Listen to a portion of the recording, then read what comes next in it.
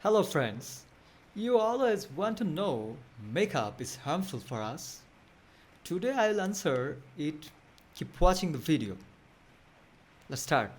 Makeup can be risky for skin if it is not used properly or if it contains harmful ingredients. Some of the potential risk of makeup: acne breakouts, eye infection, allergies reaction, premature again, dehydration. However, it is important to note that not all makeup is risky for skin.